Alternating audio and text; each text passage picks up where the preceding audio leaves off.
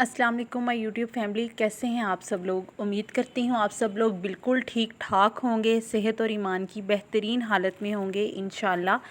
तो आज हम लोग बनाना सीखेंगे हेल्दी टी केक्स। और ये केक जिन लोगों के पास घर में अवन नहीं है, जिनके पास कोई बीटर नहीं है, वो लोग इस रेसिपी को सेव कर लें, क्योंकि अब आप लोग इन केक्स को बना सकते हैं, वो भी पतीले के अंदर।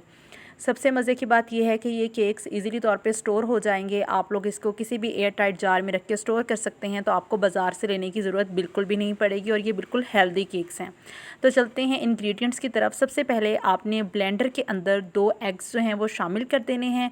आपने योक और वाइट पार्ट को सेपरेट नहीं करना, बल्कि इकट्ठे ही ऐड कर देना है। उसके बाद आपने इसके अंदर पौना कप तकरीबन पिसी हुई चीनी ऐड कर देनी है, और फिर आपने इसको ब्लेंडर में डाल के ब्लेंड कर देना है। पहले आपके ब्लेंडर के अंदर एग्स थे, अब आपने एग्स के साथ उसके अंदर शुगर ऐड कर देनी है। आपने यहाँ पे ध्यान रखना है, बहुत ज़्यादा ब्लेंड नहीं करना, बल्कि 1 to 2 मिनट्स तक ही ब्लेंड करना है। कोई भी कुकिंग ऑयल ले लें आप, मैंने हाफ़ कप कुकिंग ऑयल लिया है। उसके बाद आपने इसको अच्छे तरीके से ब्लेंड कर लेना है, कुकिंग ऑयल को भी। और उसके बाद आपका ये जो मिक्सर है ये रेडी हो चुका है। अब आपने नेक्स्ट मिक्सर रेडी करना है, जिसको आपने ब्लेंडर के अंदर ऐड नहीं करना। मैं यहाँ पे मैदा ऐड कर रही हूँ, तो आपने जब भी मैदे को ऐड करना है तो आपने सबसे पहले उसको स्टेन कर लेना है।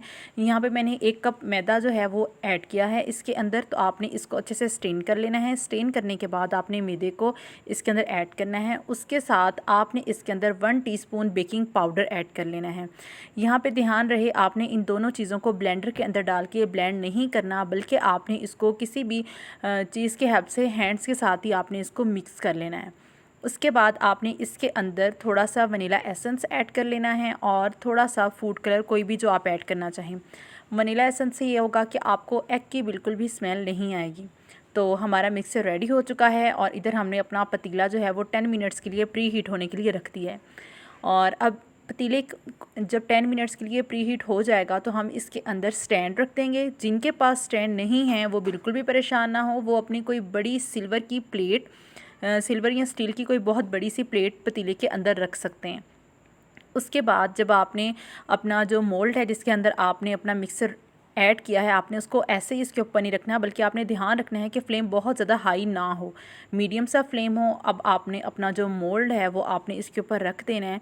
रखने के बाद आपने अपने पतीले का ढक्कन बंद कर देना है, और आपने बार बार ढक्कन नहीं उठाना।